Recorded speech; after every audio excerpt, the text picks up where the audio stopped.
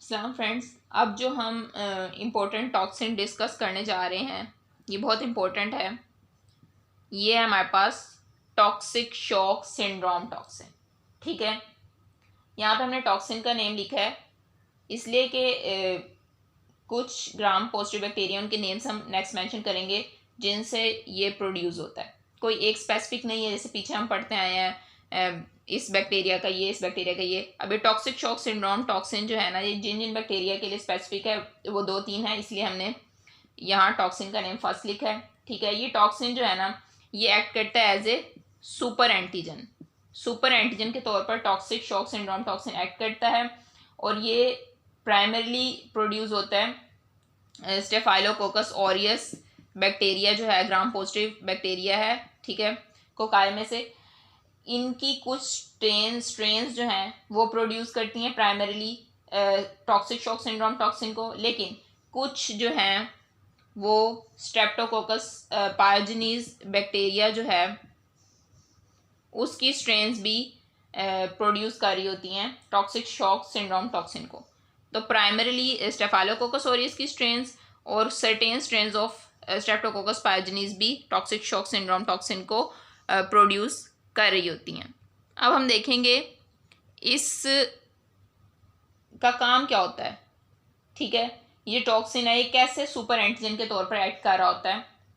तो जो toxic shock syndrome toxin है ये डायरेक्टली बाइंड करता है क्लास 2 MSC जो मेजर हिस्टोकम्पैटिबिलिटी प्रोटीन्स होती हैं ना, एंटीजन प्रेजेंटिंग सेल APC, जैसा कि मैक्रोफेजेस, ठीक है, डेंड्रिटिक सेल, बी सेल, जो एंटीजन प्रेजेंटिंग सेल होते हैं। आपको पता है इम्यूनोलॉजी में आप लोग पढ़ लेंगे कि क्लास 1 और क्लास 2 MSC प्रोटीन्स कौन सी होती हैं।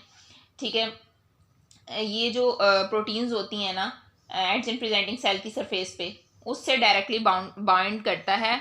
कौन सी से? MSC2 से डायरेक्टली बाइंड करता है टॉक्सिक शॉक सिंड्रोम टॉक्सिन। ये प्रोटीन्स जो है ये एंटीजन प्रेजेंटिंग सेल की सरफेस पे होती है, इनसे ये टॉक्सिन जो है जाके डायरेक्टली बाइंड करता है विदाउट इंट्रासेलुलर प्रोसेसिंग। इसका ये काम होता है। ठीक है, ये डायरेक्टली बाइंड करता है टॉक्सिन इन प्रोटीन से। वैसे तो ये होता है ना कि ये प्रोटीन्स हमारे पास इसलिए होती हैं कि हमारे कोई बैक्टीरिया वायरस आता है तो वो फैगोसाइट करता है सेल, उसको इनगल्फ करता है और फिर जो है उसके कुछ पेप्टाइड्स पोर्शंस को जो है रिप्रेजेंट करता है MSC प्रोटीन्स को। ठीक है, इस तरह फिर आगे वो T सेल्स को प्रेजेंट होती हैं और उसके खिलाफ एंटीबॉडीज़, ये वो सारा इम्यूनिटी का प्रोसेस होता है। लेकिन ये जो टॉक्सिन है ये डायरेक्टली इन प्रोटीन से बाइंड करता है विदाउट इंट्रासेलुलर प्रोसेसिंग। अब ये जो कम्प्लेक्स होता है ना, यानी टॉक्सिक शॉक सिंड्रोम टॉक्सिन जो है MSC से आके बाइंड हो गया, अब ये कम्प्लेक्स जो है इंटरेक्ट करेगा T सेल रिसेप्टर से, बहुत से हेल्पर T सेल्स के साथ इंटरेक्ट करेगा, आगे वही प्रोसेस होगा। ठीक है, और फिर T सेल्स जो हैं वो एक्टिवेट हो जाएंगे। ठीक है, ये कम्प्लेक्स बनेगा और ये T सेल्स को एक्टिवेट करवाएगा कि हाँ भाई कोई टॉक्सिन आया है, उसने आके बाइंड किया है।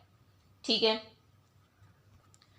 जो नॉर्मली हमारे पास पेप्टाइड्स प्रेजेंट हो रहे होते हैं वो एंटीजन के तौर पर एक्ट कर रहे होते हैं। ठीक है, तो वो भी कुछ जो है इंटरल्यूकेंस रिलीज करवा रहे होते हैं, ट्यूमर नेक्रोसिस फैक्टर, ठीक है, रिलीज करवा रहे होते हैं ताकि आगे जो है प्रोसेस ऑनवर्ड चल सके इन्फ्लेमेशन का। और ये लेकिन जो सुपर एंटीजन के तौर पर एक्ट कर रहे होते हैं ना, जैसा कि toxic shock syndrome toxin act कर रहा है, ये क्या करता है, लार्ज अमाउंट ऑफ इंटरल्यूकेंस रिलीज करवाता है T सेल को एक्टिवेट करने के बाद। स्पेशली कौन सा आपने याद रखना है, specially interleukin 1, interleukin 2 and TNF, tumour necrosis factor, इनकी लार्ज अमाउंट रिलीज करवाता है ये टॉक्सिन। अब ये साइटोकाइंस जो है ना, टॉक्सिक शॉक जो डिजीज हमने नेम दिया है, टॉक्सिक शॉक सिंड्रोम टॉक्सिन का इसे नेम दिया ना, तो ये टॉक्सिक शॉक की डिजीज के साइन एंड सिम्टम्स ये इंटरल्यूकेंस जो हैं कॉज करते हैं।